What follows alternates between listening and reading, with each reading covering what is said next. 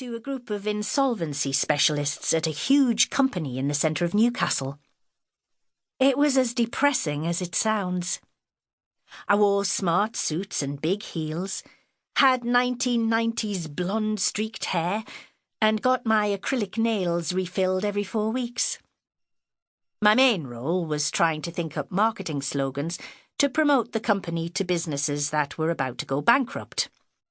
The one highlight was Fridays, where everyone in the department used to pop across the road to the local wine bar for a long boozy lunch before we all staggered back at 6 p.m.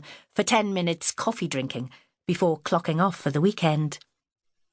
Rumour had it that my department also had an account at the lap dancing bar next door. Working in an office was a huge slog. The humdrum 8 a.m. to 6 p.m, office gossip and politics. The fact that in the winter I'd get up in the dark and spend 8 hours under flickering artificial light and then leave in the dark again in the evening. The trouble was that I wasn't sure what I wanted. I didn't enjoy working in an office, but I couldn't see myself doing anything else. I had very little self-confidence and started to compare myself to my friends and their burgeoning careers and increasing pay packet. But I was too shy and uncertain and didn't have the ambition to put in the long hours and endless meetings that a corporate career required. I was also single, after a few relationships that had fizzled out. Everything felt dull and drab and boring, and I felt rudderless and full of self-doubt. Internet dating was in its infancy in the early 2000s, but I decided that I wasn't going to meet anyone on my wavelength in the bars and pubs of Newcastle. Instead, I signed up to a dating site called Dating Direct.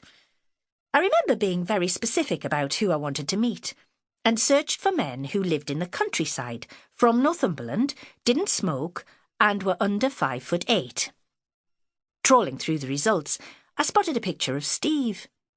He was wearing the most hideous woolly roll neck and smiling out uncertainly at the camera.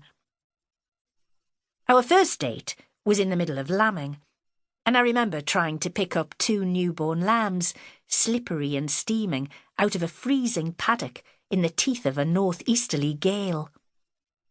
Over the next few weeks, Steve and I spent our time huddling in the lambing shed, mucking out pens, grabbing the odd takeaway and pint before rushing back to the farm to check the stock. I was very happy. I loved it all. Steve was just what I wanted. Uncomplicated and straightforward, and deeply connected to his farm and to the countryside. I handed in my notice and gave away my suits. A year later, in 2005, we were married. I moved on to his farm, bringing, as a slightly horrifying wedding dowry, Cyril, the elderly black and white cat, and a small brown grumpy Shetland pony called Gladys that I'd bought off the side of the A1 in a fit of misplaced pity. We all settled in beautifully. Cyril became a proper farm cat, skulking around on hay bales catching mice, and Gladys sank gratefully into life as a small, round field ornament, as Steve calls our less useful animals. I loved walking around the farm, exploring the 200 acres of grassland, woods, crop fields, and old farm buildings. High House Farm is a small patchwork of beautiful rolling countryside, flattish clay fields, a damp 10-acre wood, and 2 little streams called Sparrow's Lech and the Welton Burn.